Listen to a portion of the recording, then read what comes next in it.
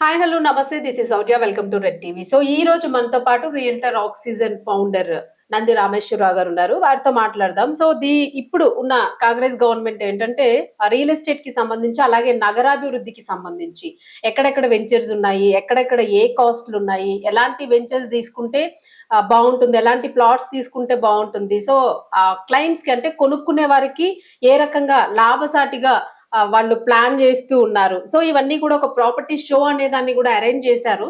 So దీని వలన ముఖ్యంగా కొనుక్కునే వాళ్ళకి ఎట్లాంటి లాభం ఉంటుంది అనేది మనకి చాలా ఇంపార్టెంట్. ఎందుకంటే బిజినెస్ చేసే వాళ్ళు చేస్తారు, బట్ కొనుక్కునే వాళ్ళే మెయిన్ ఇక్కడ లాభం ఎట్లా వస్తుంది అనేది. సో ఈ వేరియేషన్స్ చెప్పడానికి అలాగే నగరాభివృద్ధికి దాదాపు 20,000 కోట్లకు పైగా వెచ్చిస్తున్నాము అని చెప్పేసి కూడా గవర్నమెంట్ ఒక స్టేట్మెంట్ ఇవ్వడం జరిగింది. సో ఈ డీటెయిల్స్ అన్ని కూడా ఇవ్వడానికి సార్ ఉన్నారు. సార్తో మాట్లాడదాం. నమస్తే సార్. సార్ ఏంటి సార్ అంటే ప్రాపర్టీ షో అనేది ఎంతవరకు యూస్ఫుల్ అసలు? దానిలోనే అమ్మే వాళ్ళేనా, కొనుక్కునే వాళ్ళు కూడా అటెండ్ అయ్యారా? కొనుక్కునే వాళ్ళకి ఏంటి టిప్స్ ఏమున్నాయి దానిలో? ప్రాపర్టీ షో అనేది కరెక్ట్ రాంగ్, కొనుక్కునేవాడు కరెక్ట్, కొనుక్కోలేనివాడు తప్పు. ప్రాపర్టీ షోకి రావడం వల్ల అంటే అన్ని రకాల ప్రాపర్టీలు ఒకటే ప్లేస్ లో డిస్ప్లే అవుతాయి. సో మనకు చాయిస్ ప్రకారం ఏది కొనుక్కోవాలి అంటే మనకు బయట 10 ప్రాజెక్ట్ ఇండివిజువల్ చూడాలంటే 10 రోజులు టైం పడుతుంది రోజుకో ప్రాజెక్ట్. ఇక్కడ ఒకే దగ్గర సింగిల్ పాయింట్ లో ఉన్నాయి. ఇక్కడ పెట్టేవాళ్ళు కూడా హోల్సేల్ మార్కెట్. సో ఇక్కడ పెట్టుకునే వాళ్ళందరూ కూడా జనరల్ గా నాకు తెలిసి 99 నేను కూడా క్రెడై నారెడ్గల్ ప్యానల్ మెంబర్ గా మాట్లాడాను కొన్నిసార్లు, లాస్ట్ ఇయర్ కూడా మాట్లాడాను. అయితే ఇక్కడ మీరు గమనించాల్సిన చాలా అప్రోచ్ వాళ్ళు పబ్లిక్ గా బహిరంగ పెడతారు. ఎవరైనా కొద్దిగా అప్రోచ్ అయిన వాళ్ళు లేకపోతే ఇల్లీగల్ ఉన్నదని కొద్ది ధైర్యంగా పెట్టదు. పబ్లిక్ షో డిప్యూటీ సీఎం బట్టి విక్రమార్క గారు వచ్చారు, మిగతా మినిస్టర్స్, ఐఏఎస్ ఆఫీసర్లు అందరూ కూడా ఉంటారు అక్కడ. NAREDCO committee members, CREDAI committee members చాలా సందర్భాల్లో మేము కలిసి మాట్లాడాం. మెక్కా విజయసాయి రెడ్డి గారు, గుమిరామిరెడ్డి గారు అందరితో కలిసి మేము ప్యానెల్లో కూర్చుంటాం ఒక్కోసారి. సో దీనివల్ల బెస్ట్ ఏంటంటే కొంతమంది ఇప్పుడు ఆఫర్ పెడతారు. మీరు నుమాయిష్ ఎగ్జిబిషన్కి వెళ్తే అబిట్స్ లో వాటి షోరూమ్ ఉంటది, ఇక్కడ ఎగ్జిబిషన్ లో రేట్ తక్కువ ఇస్తారు. That is one platform. 45 days కి పెడతారు.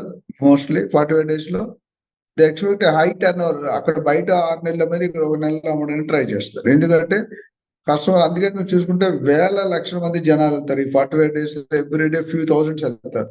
ఇప్పుడు కొత్తగా సిస్టమ్ ఏమిటంటే వెహికల్ కూడా కార్లో వెళ్ళి తిరగచ్చు. చాలా మంది ఎస్పెషల్లీ లేడీస్, ఒబెసిటీ వాళ్ళు ఎక్కువ దూరం నడలేరు. అందుకని కార్ను కూడా అలో చేసి 700 రూపాయలు టికెట్ పెట్టి కార్ను కూడా తీసుకెళ్తారు, బైకులు తీసుకెళ్తారు. అదే మామూలు టికెట్ అయితే 50 రూపాయలు ఉంటుంది, ఇదైతే 700, 800 ఉంటుంది. అంటే జనరల్ గా మనం అన్ని చూడాలంటే ఒక రోజు చాలదు, అన్ని షాపులు అన్ని రోడ్లు చూడాలంటే. అలాగే ఇక్కడ కూడా క్రెడైలో most of the time hotel హెచ్ఎస్ఎస్సీలో జరుగుతుంది. జరిగినప్పుడు ఏమవుతుందంటే మనకి ఏ ప్రాపర్టీ కావాలి, ఏ ఏరియాలో కావాలి, ఏ సెగ్మెంట్ లో కావాలి, ఏ అప్రూవల్స్ తో కావాలి అనేది నేను అక్కడ ఒకేసారి 10-20 ఆప్షన్స్ ఉంటాయి కాబట్టి అందులో మీరు చూస్ చేసుకోవడం ఈజీ. సో డెఫినెట్ గా ఆఫర్ రేట్ పెడతారు. ఇవాళ జనరల్ షో అనేది 2-3 రోజులు జరుగుతుంది, ఎస్పెషల్లీ సాటర్డే సండే లేదా ఫ్రైడే సాటర్డే సండే అనేది. సో ఇది ఒక క్రెడై నారెడ్కో అనేది ఒక బ్రాండ్. ఇప్పుడు మనం బట్టల్లో లూయిస్ విల్బీ, రేమండ్స్ అట్లా బ్రాండ్. క్రెడై అనేది ఓన్లీ రిజిస్టర్డ్ డెవలపర్స్ ఉంటారు, చిన్న వాళ్ళకి తక్కువ కనిపిస్తారు అక్కడ.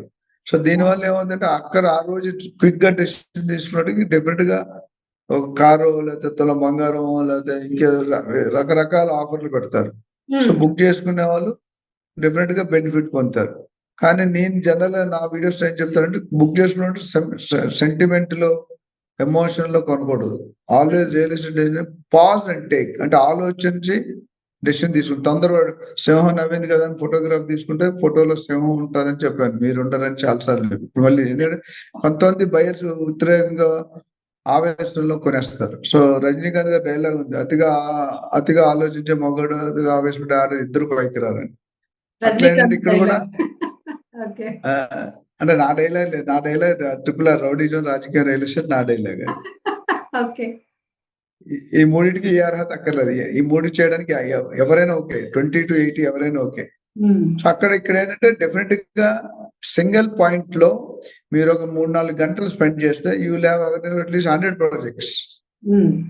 50, 60, 70 మంది డిస్ప్లే చేస్తారు. ప్రైస్ లో కూడా డెఫినెట్ గా అక్కడ కొన్న వాళ్ళకి కొద్దిగా అట్రాక్ట్ చేయడానికి కొద్ది కన్సిడరేషన్ ఉంటుంది.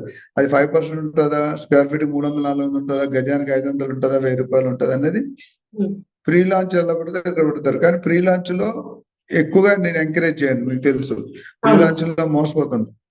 సో ప్రీ లాంచ్ లో 2 రకాలు ఉన్నాయి. ఏంటంటే ఒకటి అప్రూవల్స్ వచ్చి స్టార్టింగ్ లో ఉంటాయి, కొన్ని అప్రూవల్ లేకుండా అమ్మేస్తారు. అప్రూవల్ వచ్చి స్టార్టింగ్ లో కొన్ని రిస్క్ తీసుకోవచ్చు. ఈ మధ్యలో గోద్రేజ్ ఇవన్నీ చూసుకుంటే ఈఓఐ అని ఉంది, ఎక్స్ప్రెషన్ ఆఫ్ ఇంట్రెస్ట్. మీరు పర్మిషన్ రావు కానీ ఎక్స్ప్రెషన్ ఆఫ్ ఇంట్రెస్ట్ 5 లక్షలు చెక్ ఇచ్చి బ్లాక్ చేస్తాడు. పర్మిషన్ వచ్చాక ఎన్కాష్ చేస్తున్నాడు, పర్మిషన్ లేకపోతే తిరిగి ఇచ్చేస్తాడు, అది కూడా ఓకే. సో ఈఓఐ అనేది బాగా నడుస్తుంది. ఎక్స్ప్రెషన్ అంటే అప్రూవల్ రాకుండా కొనుక్కోరు, ధైర్యం చేయరు జనాలు. సో ప్రాపర్టీ షో వల్ల it's information bureau. Tourism centre, tourism plaza అట్లయితే ఇండియా మొత్తం అన్ని స్టేట్లకి టూరిజం ఒక కౌంట్ ఉంటుంది. Assam, west Bengal, MP, UP అని. అట్లా ఇక్కడ కూడా అంటే ఆల్ అండర్ వన్ రూఫ్. ఈ క్రెడా షోలు ఇక్కడే కాకుండా ఇప్పుడు కుక్కట్పల్లి, నాగోలు, ఇంకెక్కడెక్కడ ఈస్ట్ అక్కడక్కడ కూడా పెడుతున్నారు. అంటే వాళ్ళు కూడా డిఫరెంట్ షో. ఇంతమంది ఒకటే షో జరిగేది. ఇదే సేమ్ ని అక్కడ ఉన్న లోకల్ బిల్డర్స్ అక్కడికి, ఎక్కడ గచ్చిబౌలి బిల్డర్స్ ఇక్కడ, ఉప్పల్ బిల్డర్స్ అక్కడ, దిల్సుఖ్ నగర్ బిల్డర్ అలా పెట్టారు. మీరు ఉప్పల్లో పోతే, నాగోల్ దగ్గర పోతే there are more than hundreds of real estate officers. So overall గా the customer can get awareness more. But దీనివల్ల ఒక డిసడ్వాంటేజ్ కూడా ఏమవుతుందంటే ఎక్కువ ఇన్ఫర్మేషన్ అయితే డైజెస్ట్ చేసుకోలేరు. You're bound to make. ఇప్పుడు మీరు 10 మంది అబ్బాయిలు పెళ్లి చూపులు చూస్తే 10 మంది అబ్బాయిలకి 10 క్యారెక్టర్ ఉంటాయి, అన్ని మంచిగా ఉంటాయి. ఒక ఆయన అందంగా ఉంటాడు, ఒక ఆయన రిచ్ పర్సన్, ఒక ఆయన గవర్నమెంట్ జాబ్, ఒక ఆయన family background. So always rejection is very tough, selection is easy. చాలా మంది ఇంటర్వ్యూ అనుకుంటే సెలెక్షన్ అంటారు, నేను మార్చి రిజెక్షన్ అంటాను. ఎందుకంటే ఇంటర్వ్యూలో 10 మందిని పిలిచి మీరు 9 మందిని రిజెక్ట్ చేస్తారు. ఆ రిజెక్ట్ చేయడం చాలా టఫ్. ఇప్పుడు ఇండియన్ టీంలో అదే ఉంది, ఎవరిని రిజెక్ట్ చేయాలి. క్రికెట్ టీం మన అంత స్ట్రాంగ్ టీం ఓడిపోయారు, డిపాజిట్లు కోల్పోయారు. ఒక కొడితే ఒక వికెట్ పడి మొత్తం అన్ని విన్ అవుతారు. వరుసగా 4-5 మ్యాచ్లు గెలిచి మన ఒక మ్యాచ్ చిత్తుగా ఓడిపోయారు. చెప్పలేము. సో అట్లా ఇక్కడ ఏంటంటే different developers, different segments, different prices, different geographical areas under one roof. So definitely it's information educative show. మీరు వెళ్ళి అడిగితే నిల్చొని మీకు స్పెసిఫిక్ ఒక సేల్స్ గాలు, సేల్స్ బాయ్ మీకు ఆలోచించి చెప్తారు, ఈ ప్రాజెక్ట్ ఇది అడ్వాంటేజ్, డిసడ్వాంటేజ్, ఈ రేట్ ఇది, ఇవాళ కొనుక్కుంటే మీకు గజానికి 2000 తగ్గుతుంది, గజానికి 1000 రూపాయలు తగ్గుతుంది అనే దాని మీద మీకు అవేర్నెస్ వస్తుంది. ఎంతమంది వస్తారని అడిగారు. వేల మంది వస్తారండి, లక్షల్లో, వేలలో. 3 రోజుల్లో మార్నింగ్ 10 నుండి ఈవినింగ్ 6-8 దాకా ఉంటారు, వస్తూనే ఉంటారు జనాలు. Will get shocked. ఒకటే ప్లాట్ఫామ్ మీద వేల మంది కలుస్తారు. సో డెఫినెట్లీ అందరూ కొంటారంటే అందరూ కొనరు, కొంతమంది కొంటారు. ఒక డౌట్ అంటే ఇప్పుడు మనకి ఇప్పుడు క్రెడాయ్ పెట్టింది, ఇప్పుడు ఏదైతే ఈ రియల్ ఎస్టేట్ ఈ ఎగ్జిబిషన్ అనేది ఉంటుందో, సో దీనిలోని కంపెనీస్, ఎట్లాంటి కంపెనీస్ పార్టిసిపేట్ చేస్తాయి? అంటే రియల్ ఎస్టేట్ గల్లీ గల్లీకి రియల్ ఎస్టేట్ అనేది ఉంది. సో అంటే ఒక క్రెడిబిలిటీ ఉన్న కంపెనీస్ అయినా పక్కాగా, అంటే క్లయింట్ కి గ్యారంటీ ఉంటుందా? ఈ కంపెనీ అంటే దీనిలో పెట్టిన కంపెనీలోని మనము ప్లాట్ గానీ ఫ్లాట్ గానీ తీసుకుంటే మనకి 100% గ్యారంటీ, ఐదర్ ఫర్దర్ ఎట్లాంటి ప్రాబ్లమ్స్ కూడా రావు అనే గ్యారంటీ ఉంటుంది అని అంటారా మీరు? అంటే మీరు సజెస్ట్ చేస్తున్నారు కదా, మిస్ అవ్వద్దు అని చెప్తూ ఉన్నారు మీరు. ఇప్పుడు ఎలాగుందంటే బస్ స్టాండ్ నిల్చొని మా ఊరికి ఏ బస్ వెళ్తుంది అని అడుగుతున్నాను, చెప్పడం కష్టం. ఎందుకంటే అందరూ మంచోళ్ళని అనుకుంటున్నాం. ఇప్పుడు సౌర్య తెల్లగా కనిపిస్తుంది, మంచిగా ఉందంటే చెప్పలేము, నువ్వు చెడ్డ కూడా ఉండొచ్చు. నేను కూడా అంతే. ఎవరికైనా by seeing the appearance you cannot decide. So but general గా majority of the builders are registered builders. కొద్దిగా మార్కెట్ ఒక రకమైన బ్రాండ్ ఉన్న వాళ్ళు ఉంటారు. బట్ ఆ ఒకటి గారు అక్కడొకటి 1-2 ఉండొచ్చు, అది మనం ఏం చేయలేం. But major portion is likely to because open form లో పెడుతున్నారు కాబట్టి they have to have guts to do some illegal things. And CREDAI under లో ఉంటే they can also take action, వేరే కంప్లీట్ చేయొచ్చు. బట్ జనరల్ గా బాగా పేరున్న వాళ్ళు రాకపోవచ్చు, బాగా పేర్లు ఉన్న వాళ్ళు రాకపోవచ్చు. మిడిల్ క్లాస్ అప్కమింగ్ ఎవరైతే ఉంటారో, అండర్ డెవలపింగ్ ఉంటారో వాళ్ళు ఎక్కువ వస్తారు. బట్ మన దాంట్లో చూసుకుంటే పెద్ద పెద్ద కంపెనీలు కూడా వచ్చాయి. ఎందుకంటే అది షోకేసింగ్, ఒకటే దగ్గర వాక్ ఇన్ కస్టమర్స్ ఎక్కువ ఉంటారు. ఇప్పుడు మీరు 100 మంది కస్టమర్లు కలవాలంటే 100 రోజులు పెట్టాలి, టైం పెట్టాలి, ఫ్యూల్ పెట్టాలి, ఎఫర్ట్స్ పెట్టాలి. ఇక్కడ 100 కస్టమర్స్ ఒకటే రోజు ఒకటే మీ షాప్ కి వస్తారు.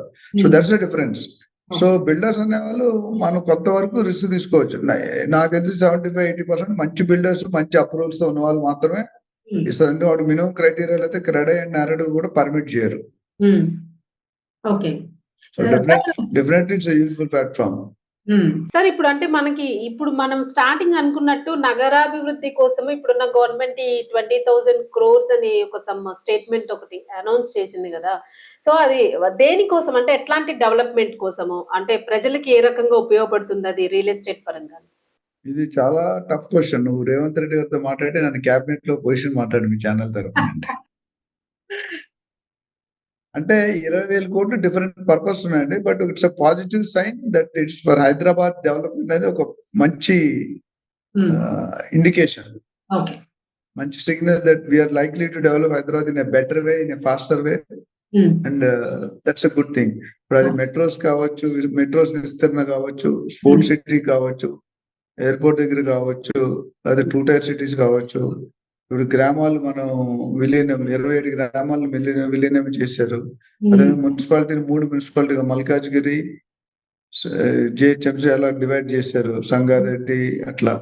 సో దీనివల్ల ఏమవుతుందంటే ఈ మెట్రో ఎక్స్పాండ్ అయింది అనుకోండి, అక్కడ ఏరియా డెవలప్ అయిపోతుంది. ఏరియా డెవలప్ ఇప్పుడున్న సపోజ్ ఈస్ట్ జోన్ లో ఉన్నాం అనుకోండి, మన ఈస్ట్ జోన్ లో 4-5 వేలు స్క్వేర్ ఫీట్ దొరికిపోద్ది అపార్ట్మెంట్. గజం ల్యాండ్ కూడా 5-6 వేలు, 7 వేలు, 8 వేలు దొరుకుతుంది. అదే మీరు వెస్ట్కి వెళ్తే 10,000 తక్కువ దొరకదు మంచి ఏరియాలో. ల్యాండ్ చూసుకుంటే మీరు మనం 2 లక్షలు, 3 లక్షలు, 4 లక్షలు, దూరం వెళ్తే 30, 40, 50 వేలు. సో ఆ డిఫరెన్స్ ఎందుకంటే లుకిస్ట్ అనే పాలసీ పెట్టారు. కేటీఆర్ టైంలో లుకిస్ట్ అనే పాలసీ పెట్టారు. అంటే అందరూ పశ్చిమ వైపు చూడకుండా అక్కడ తూర్పు కూడా ఏరియా ఉంది, అక్కడ కూడా చూడండి అని దాన్ని ఇండికేషన్. సో లుకిస్ట్ డెవలప్ చేస్తారు. అన్ఫార్చునేట్లీ అది అవ్వలేదు. మీరు 30 సంవత్సరాలు వెనక్కి వెళ్తే కనుక మన చిన్నప్పుడు Vijayawada highway top highway for real estate ఒకప్పుడు. ఇప్పుడు రివర్స్ అయింది. అంటే it's of the reverse care. అంటే గవర్నమెంట్ అప్పుడున్న గవర్నమెంట్ విజయవాడ మీద ఎంత ఫోకస్ పెట్టారు, ఇప్పుడున్న గవర్నమెంట్ వెస్ట్ జోన్ మీద ఎంత ఫోకస్ పెట్టారు. ఇప్పుడు అదే నేను కేసీఆర్ గారు హయాంలో చెప్తాను. ఇప్పుడు రేవంత్ రెడ్డి గారు దాన్ని డైల్యూట్ చేసి 4 సిటీ అని, వరంగల్ హైవే, విజయవాడ హైవే, నాంపల్లి, మన కొంపల్లి హైవే ఇట్లన్నిటి కూడా డిస్ట్రిబ్యూట్ చేస్తారు. రౌండ్ ఓఆర్ఆర్ కి RRR కి మధ్యలో ఉన్న ఏరియాని గ్రోత్ కారిడార్ గా చేసి దాన్ని హెచ్ఎండిఏ పరిధిలోకి తీసుకున్నారు. ఇప్పుడు ఎవరైతే డిటిసిపిలో కొనుక్కుంటారో డిటిసిపి రేట్ ఎప్పుడు తక్కువ ఉంటుంది, హెచ్ఎండిఏ రేట్ ఎప్పుడు ఎక్కువ ఉంటుంది. సో డిటిసిపిలో కొనుక్కుంటే హెచ్ఎండి అయితే డబుల్ రేట్ అయిపోతుంది within no time. So కొనుక్కునే వాళ్ళు ఇంకా రేట్లు తగ్గుతాయని చూసే వాళ్ళు మాత్రం ఆగితే మీకు క్యాన్సర్ రేట్లు పెరిగిపోతాయి. So always good to invest. Investing అయితే డెఫినెట్ గా రైట్ టైం. అమ్ముకునేవాడికి అంత రైట్ టైం కాదు. సో ఓవరాల్ గా ఈ 20,000 కోట్లు స్ప్లిట్ చేశారు. మెట్రోస్ కి, ఇన్ఫ్రాస్ట్రక్చర్స్ కి, రోడ్ కనెక్టివిటీ, బస్ కనెక్టివిటీ, అట్లానే ఫ్లైఓవర్స్, బ్రిడ్జెస్, అండర్ పాసెస్ ఇవన్నీ రావడం లేదంటే ట్రాఫిక్ పెరుగుతుంది. ట్రాఫిక్ పెరిగితే జనాలు కొంటారు, బయర్స్ ఎక్కువ ఉంటారు. బయర్స్ కొనుక్కుంటే రెవెన్యూ వస్తుంది. గవర్నమెంట్ కొన్ని వేల కోట్ల రెవెన్యూ ఎక్స్పెక్ట్ చేస్తున్నారు. ట్యాక్స్ అంటే ఇప్పుడు మనం ప్రాపర్టీ కొనుక్కుంటే మీరు ఒకటి గుర్తుపెట్టుకుని, మొత్తం మన ప్రాపర్టీ డీల్లో ట్యాక్స్ మీదే మనం 50% కడతాం. రిజిస్ట్రేషన్ అయ్యేటప్పుడు కడతాం, ప్లాన్ అప్లై చేసినప్పుడు కడతాం, మళ్ళీ ఆ ఫ్లాట్ కొనుక్కున్న రిజిస్ట్రేషన్ కడతాం, LRS కడతాం. సో రకరకాలుగా మనం కడుతూనే పోతుంటాం. ఈ ట్యాక్స్ అంతా చాలా ఇంపార్టెంట్. ఇప్పుడున్న సిచ్యువేషన్ లో గవర్నమెంట్ కి ఏం కావాలంటే విటమిన్ ఏమో కావాలి. గవర్నమెంట్ డెవలప్ కావాలంటే మనకి ఇండస్ట్రీలు పెద్దగా అంత ఎక్కువ రాలేదు. రావడానికి ట్రై చేస్తున్నారు ప్రయత్నాలు. ఇప్పుడు చంద్రబాబు నాయుడు గారు ఏపీలో చూసుకుంటే కనుక ఇప్పుడు ఒక కాన్ఫిడెన్స్ రీబిల్డ్ చేయడానికి ట్రై చేస్తున్నారు. కొంతమంది ఇన్వెస్టర్స్, బయర్స్, బిల్డర్స్ కూడా వైజాగ్ లేదా అమరావతి వదిలి వెళ్ళిపోయిన దాఖలాలు కూడా ఉన్నాయి. కొంత పర్సన్ అందరూ వెళ్ళలేదు. ఇప్పుడు వాళ్ళందరూ మళ్ళీ తిరిగి రావడానికి సన్నాహాలు జరుపుతున్నారు ప్రస్తుతం స్టేట్ క్యాబినెట్. సో అది పాజిటివ్ సైన్. అదేవిధంగా తెలంగాణలో కూడా, హైదరాబాద్ లో కూడా చుట్టుపక్కల ఒక వెస్ట్ కాకుండా అన్ని ఏరియాలు దేర్ ఆర్ 9 హైవేస్. ఈచ్ హైవేలో కూడా పొటెన్షియల్ ఉంది. ఆ పొటెన్షియల్ మన రిజిస్ట్రేషన్ అయింది అంటే కొన్ని వేల కోట్లు, రోజుకి కొన్ని 100,000 రిజిస్ట్రేషన్ అవుతాయి అన్ని SRO. సో మనకి 7.6% ఉంది. అంటే మీరు ఒక 10 కోట్ల ప్రాపర్టీ కొనుక్కుంటే 76 lakhs మీరు రిజిస్ట్రేషన్ ఫీ కడతారు.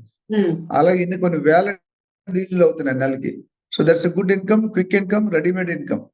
ఇందులో వచ్చినంత లాభాలు మిగతా దగ్గర ఎక్కడ వచ్చే అవకాశాలు తక్కువ ఉన్నాయి.